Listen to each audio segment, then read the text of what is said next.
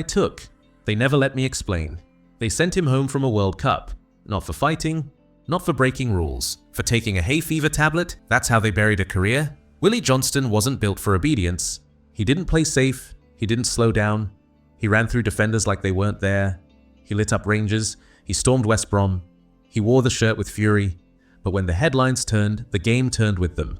No questions, no defense, just a verdict handed down in silence. He played in Europe. He broke records. He changed matches. But one moment in Argentina is all they chose to remember. They didn't want the full truth. They wanted distance, and they kept it. This isn't noise. This is clarity, and it's long overdue. Subscribe if you still believe some names deserve to be brought back, not left behind. William McClure Johnston was born on 19th of December 1946 in Maryhill, Glasgow. He was raised in Cardendon, a working-class mining town in Fife, where boots got dirty before the sun came up, and pace wasn't something you trained. It was survival. He worked as a miner after leaving school. There were no football academies, no interviews, no structure, just cold streets, brick walls, and boys who didn't back down. And Willie Johnston never backed down. He had pace long before he had boots. He played like a fighter, like someone who didn't want to impress, just beat the man in front of him. There were no drills, just instinct.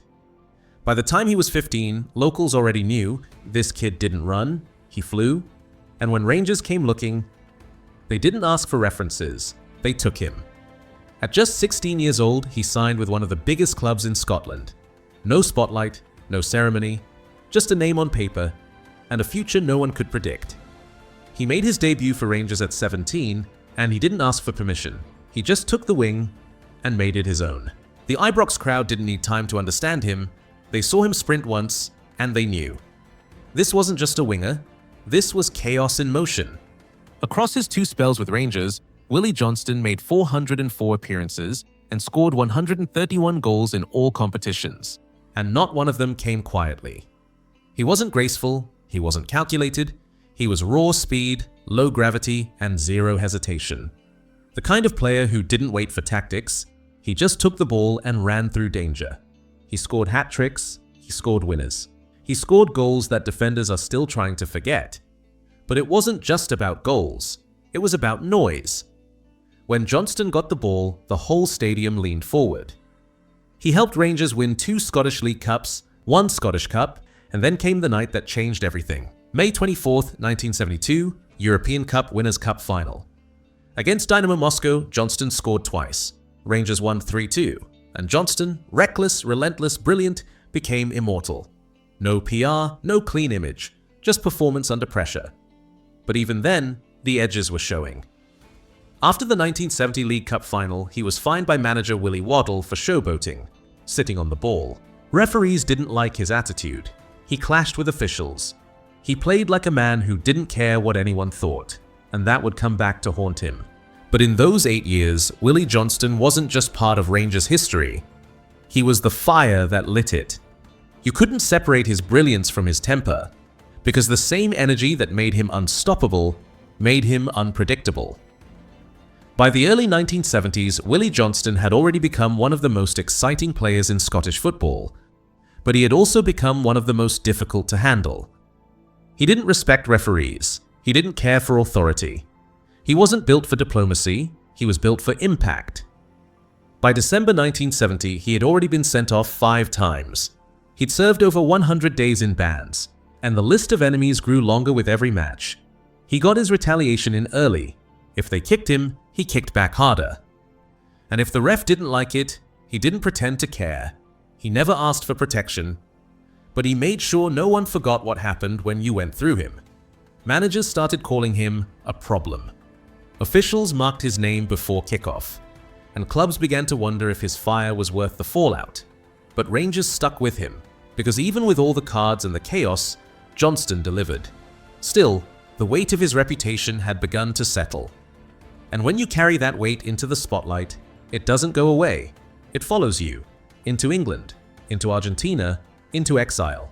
In 1972, Willie Johnston left Rangers. The headlines didn't say, "Thank you," they said, "Good riddance." But West Bromwich Albion knew what they were buying. Speed, edge, aggression, and something unpredictable. They paid a club record $138,000 to bring him south, and Johnston paid them back the only way he knew how. He ran through fullbacks like they owed him something.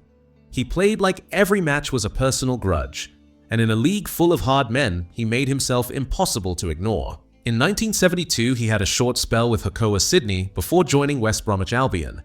Between 1972 and 1979, he made over 200 appearances for Albion. He didn't just perform, he electrified, and the fans fell for him completely. But the edge never dulled. He once kicked a referee on the backside, mid-match. He spent a loan at Birmingham City in 1979-80, making 15 league appearances, 0 goals. Johnston was a key member of the Vancouver Whitecaps' 1979 soccer ball title side. 1979 season, 41 appearances, 3 goals. He later had further spells with the Whitecaps, including 1980 and 1982 appearances. In 1980, he was involved in a notorious stamp on Aberdeen's John McMaster at Ibrox, an incident widely reported as escalation in the Rangers-Aberdeen rivalry. The press called him wild, the fans called him theirs. He wasn't trying to win awards, he was trying to win games. And for West Brom, he did. But the reputation kept growing. Hard to manage, hard to trust, hard to leave out. He wasn't a winger anymore, he was a warning. The football was still brilliant, but the system was waiting for a reason. And soon, it would get one. He made it all the way to the World Cup, not once, but twice. In 1978, he earned his place again. At 31, still running like a teenager, still fighting like a man with something to prove. But Argentina wouldn't remember him for football. After Scotland's opening match against Peru, the news broke. Willie Johnston had tested positive. Not for steroids, not for blood doping, for a hay fever tablet, Reactivin, given to him by the team doctor. The press didn't wait. The SFA didn't wait. He was put on a plane and sent home. No hearing, no defense, no explanation, just gone. He said later, "I didn't even know what I took. They never let me explain." And they didn't, because they didn't want the noise. They wanted a scapegoat. Scotland still had games to play, and Johnston was too loud, too messy, too easy to cut loose. That moment, Argentina, 1978, became the headline that followed him forever. The years at Rangers, forgotten. The trophies, irrelevant. The pace, the goals, the finals, rewritten in shame.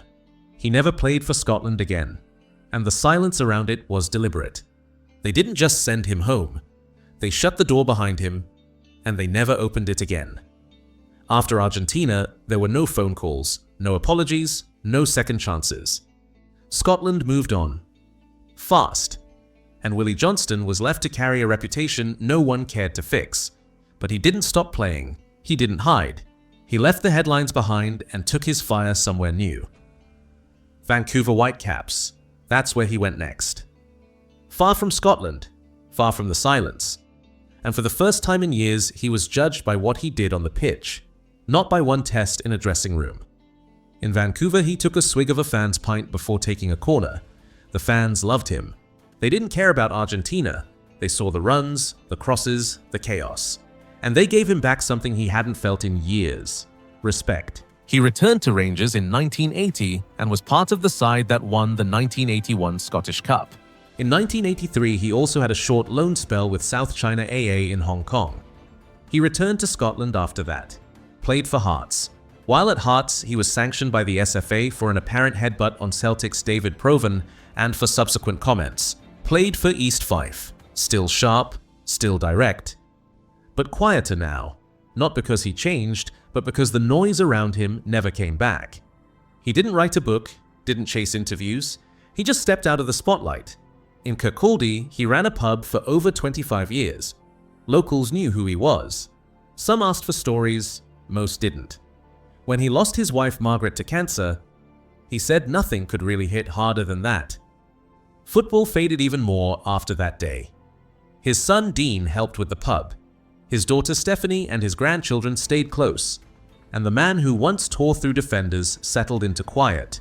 But the memorabilia, the shirts, the medals, the photos, they stayed locked in that closed-down bar behind doors no one opened anymore, like the legacy itself, sealed off, left in the dark. They never brought him back to the national stage, no feature, no tribute match, no call from the SFA. But the people never forgot. Years after retirement, the Rangers Hall of Fame added his name. Quietly, no grand speech, just a listing. A gesture that came late, but not empty. And in Cardendon, the place where he ran as a boy, locals began pushing for something more. A statue. Not just for what he won, but for how he survived it all. Because survival was the real achievement. To give that much to the game and still live with your name half erased, that takes more strength than goals or medals. As of now, Willie Johnston is 78 years old. He lives in Kirkcaldy, Fife, not far from where he once sprinted past fullbacks with boots caked in mud. He's lost friends, he's lost Margaret, the woman who stood beside him through it all.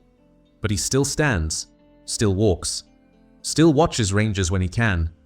No spotlight, no noise, just presence. The pub he ran for 25 years is closed now. His medals and shirts sit behind locked doors. But for those who know, his name still flickers, like something once feared, and never fully extinguished. He didn't behave, he didn't bend, he didn't play safe. And when they were done with him, they buried it all. The name, the fire, the career. They didn't just shut the door on a player. They buried a life's work under one decision and walked away. No voice came to lift him. No federation made it right. They moved on. And they made sure he stayed behind. But he hasn't forgotten. Not the silence, not the exile, not the weight of what they erased. Because some things you forgive, and some things you remember. Willie Johnston never got what he gave, but he gave it anyway. And that's why he still matters. Subscribe if you still believe the game should remember the ones it chose to forget.